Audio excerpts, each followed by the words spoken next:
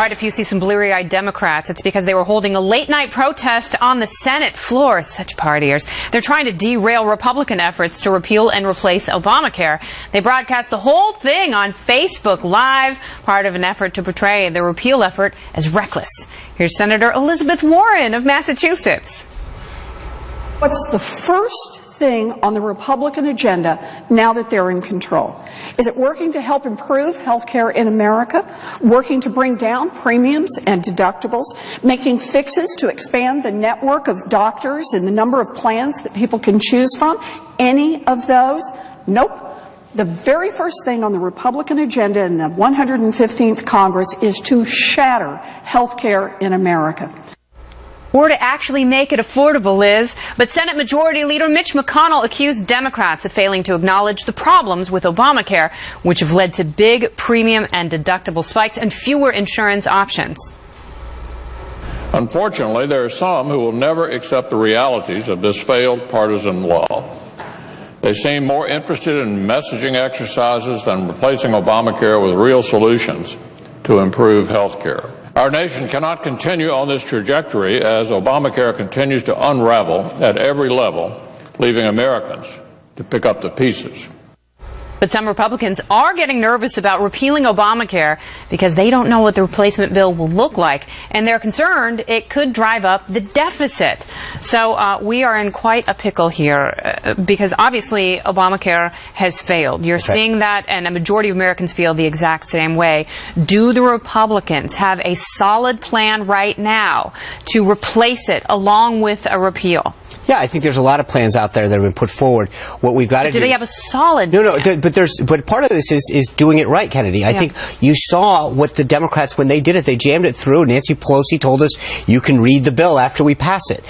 And look what happened. Not only did the costs go up, but people lost access to plans and doctors. And I think to do this right is what's important. And I think that's what the Republicans are committed to doing. You've got Rand Paul and Tom Cotton going out there and talking about their part of the plan, Speaker Paul Ryan. But I think if you look at some of the proposals that Dr. Tom Price, who's going to be the next Secretary of Health and Human Services, have put forward to allow more competition, to give more access to folks, that's where we're headed. And I think, frankly, the interesting thing is it will end up being more about what the bumper sticker for Obamacare was in the first place, which is it will have increased accessibility and lower costs. But if you do this right, you can actually achieve that. One of the issues that is constantly brought up is messaging, and that seems to be what Democrats are focusing on now, as opposed to making sure that this most personal issue is taken care of for Americans, particularly sick and poor people who don't necessarily have an advocate on their behalf. So when Democrats go out, when the law is repealed, and they start bringing up examples of people who've lost their insurance, people who are sick and on waiting lists, how are Republicans going to counter that? Well, remember, they're losing their insurance now.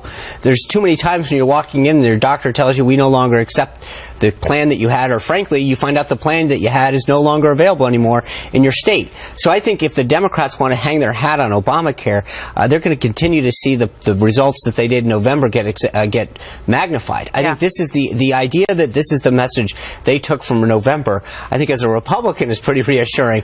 But I think at some point they've got to recognize that part of the problem is that premiums have spiked, people's doctors and plans are no longer there what they used to be, and it's exactly the opposite of what they were promised. So I think the difference is that when people start to see the Republican plan do the exact opposite, which is the cost goes down, the premiums aren't spiking, and that you're allowed to choose more plans that have the doctors that you want to go to are in it. I think that's going to be a huge political Is the replacement plan the price plan? Because the price plan's been on the table for many years now. I think it's the price plan, part of the price plan, and then they're working with Rand Paul, Tom Cotton, Speaker Paul Ryan, and others, because right now we've got to get this thing right, and we want to actually get more people involved in the process and do it right, as opposed to what Democrats did it last time, which is jam it down the American But all the people that you mentioned have been in Congress for a very long time. And the question is, why didn't they pass a replacement bill a long time ago so that we would know? We have put forward replacement. But we've never passed it. Congress, so the House and the Senate have been controlled. When Obamacare passed, we didn't have the majority.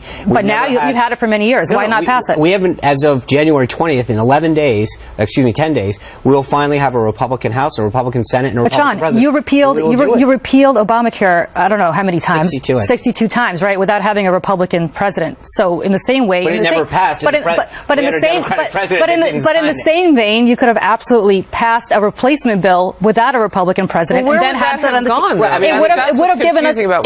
would have given us an idea of what the Republicans actually want to replace Obamacare with. Why didn't the Democrats do that? I mean, just last week, President Obama didn't say, let's help them come up with a bill for the American people that we can live with, who cares what it's called. He said, quote, don't rescue the Republicans.